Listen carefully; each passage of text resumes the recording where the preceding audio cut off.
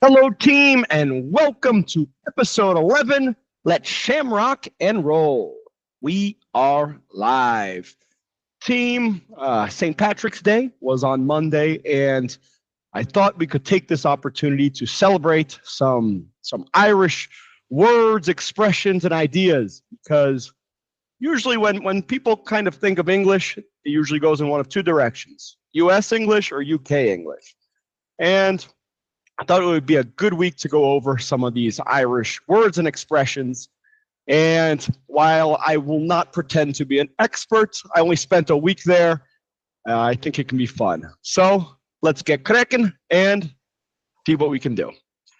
So first off, I started with this video here from a farmer from Kerry, and I made a bet with my students that if any of them could tell me what he was saying without subtitles, that they would get a free month of class. I do not owe any free classes. It is very difficult to understand them.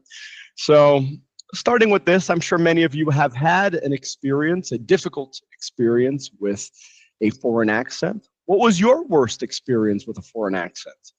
Mine was in English was probably when I went to Scotland. It took me an hour or two to adjust. It felt different. Like my head wasn't understanding what was going on until I adjusted. But they're very polite over there, so it was fine afterwards.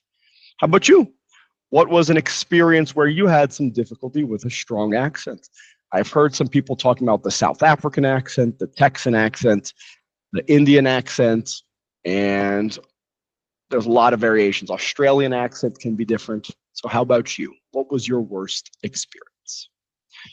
And because I always like to bring a grammar point or a skill to focus on, this week we are talking about concise speaking.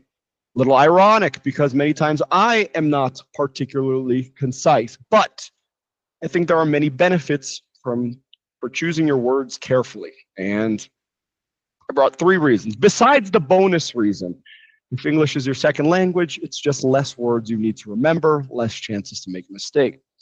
But number 1, clarity. If you can speak with 5 words, something that you wanted to speak with 10 words, there's a good chance it will be more clear.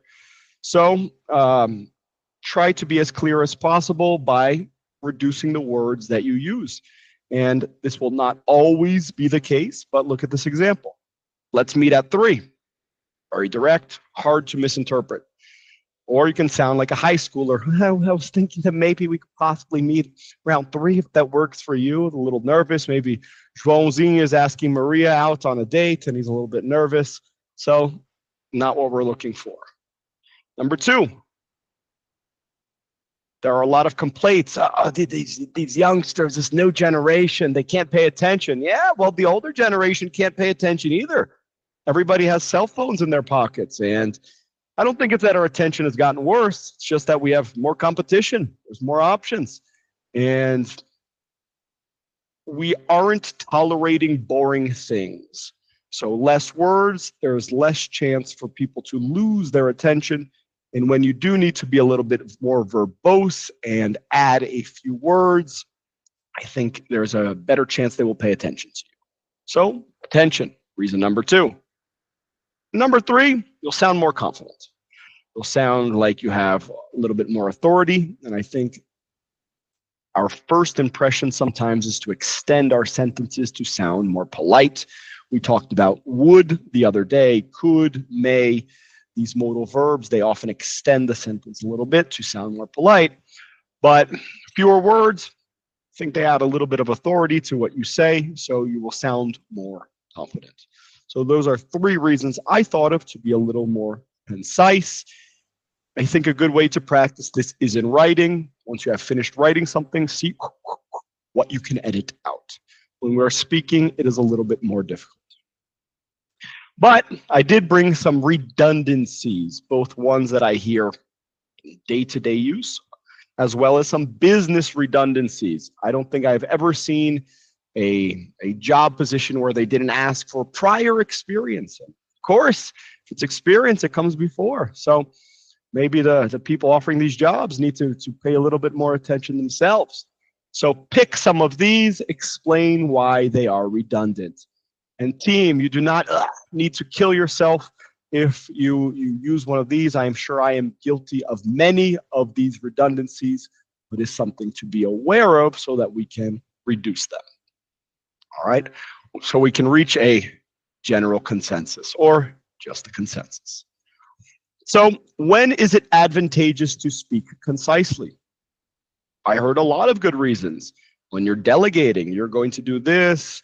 Could you do this? You're in charge of this. I've never seen a soccer player going, oh, please, when you get the chance, kick me the ball whenever, if it's good for you. No, I'm here. Kick me the ball. So I think many situations where we need a little speed, it's advantageous to speak concisely. When is it not? Maybe if you're a pastor, I guess some storytelling is involved, but I think speaking concisely is good specifically because when you need to extend what you say, people will listen. So maybe if you're at the bar, if you're raising a pint, that might be a chance to spin out a story as long as possible. Who do you know who everybody listens to? Well, I have to listen to Patricia, my wife, when she speaks. So I'm going to pick her. And does she speak concisely? Sometimes, yes. Sometimes, no. But I think it's a good balance. And here we go with some Irish slang. And I'm going to start with the black stuff. Personally, I am not a fan of black beer, but I don't want to get into a fight with any Irish people. I don't want McGregor punching me in the face. I know Guinness is a national treasure in Ireland, but they call it the black stuff. And I wanted to start with this word, which was the first one that I was a little confused with when I went to Ireland, and crick. And I heard it as a, like, what's the crick? Kind of like, what's up? But I did a little research, and they meant fun, like, what's fun? What's going on? And I think they just modified what's up.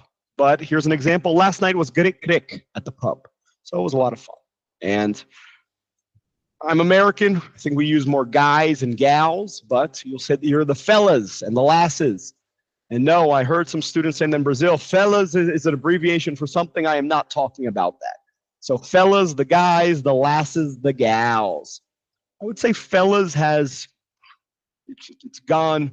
It's crossed the river and it's left the island, but I think lasses is pretty Irish. Gassing, you're joking. Oh, you're only gassing, right? Oh, you must be gassing me. So it's a way of saying somebody's joking or kidding, you might say in the US. Fair play.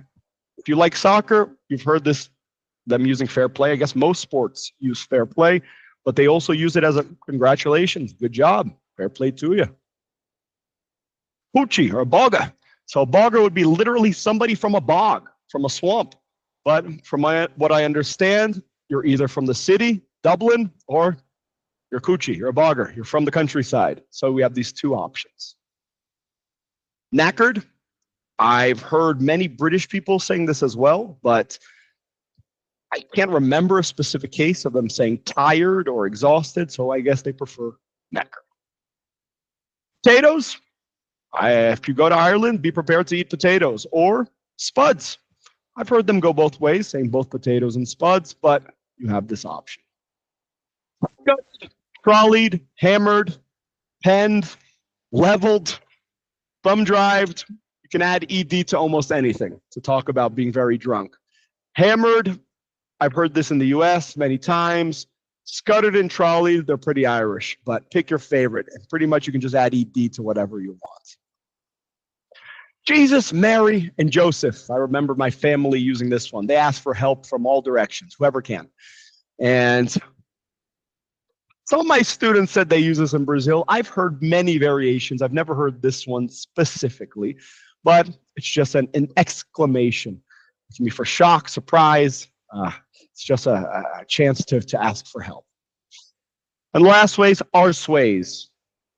We have a certain modifications to the pronunciation you might hear from Hollywood English, and people might avoid saying fuck by saying feck, or their pronunciation of ass sounds more like arse. Shit becomes shite. And excuse my French in this case, but just explaining how it goes. And when we say something is arseways, it was not well done. It was awful. I've heard arseways backwards as well, to say it was a shite job. So it's not a good thing if you hear that something was arseways or done arseways. So what would be the equivalent of the words and expressions above? I gave you some American options. I heard a lot of Brazilian options this week. And I think a little bit of slang can go a long way to feeling like part of the tribe. So you don't need to use all of these, but if you identified with one, go for it. Bring it into your vocabulary.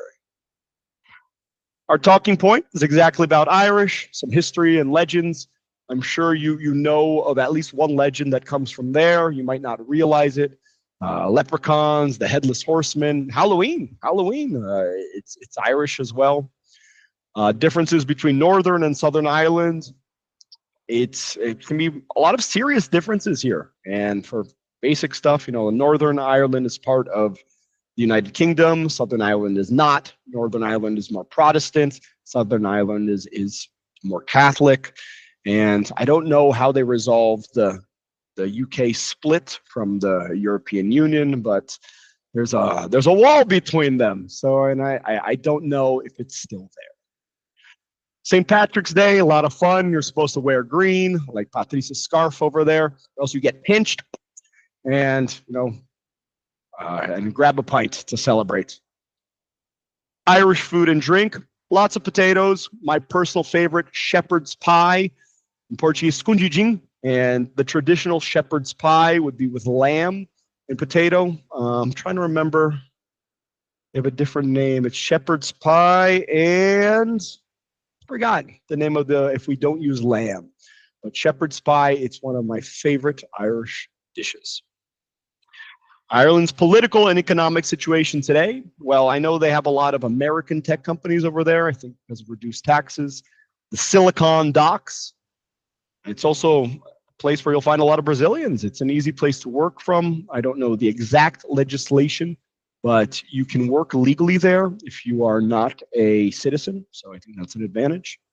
And Ireland, even though it's not a gigantic place, they have a lot of cool sports, some of them pretty violent. So we have hurling, which is with a stick, you bounce the ball, you hit it into the goal. This seems to be the favorite over there. I remember talking to some of the people about hurling. They take it very seriously, like soccer here in Brazil. Gaelic football, kind of a mix of rugby with some more kicking involved. I'm not sure about the exact rules, but at first glance, it seems a lot like rugby with more kicks. And team, well, I have some pictures. This was from when we were touristing around Dublin. I tried to get a family discount at the barber. I know I need to go to the barber still tomorrow. Ihiki, I will see you tomorrow. But lots of Healy's there. It's a very common last name. And your challenge this week, expression of the week, hold my beer. And originally we'd say hold my beer usually before we would do something dumb, something less than optimal. But nowadays I hear hold my beer more like leave it to me. I got this. And it's when you're feeling confident, you've got this. You say, hold my beer, I'll resolve it. So I want to hear a good hold my beer story from you. And this would be an excellent place to not be concise and stretch it out. I want to hear something memorable that I will never forget. The winner this week, Mr. Henna. And I still want to see these Anita dance moves that you told me about.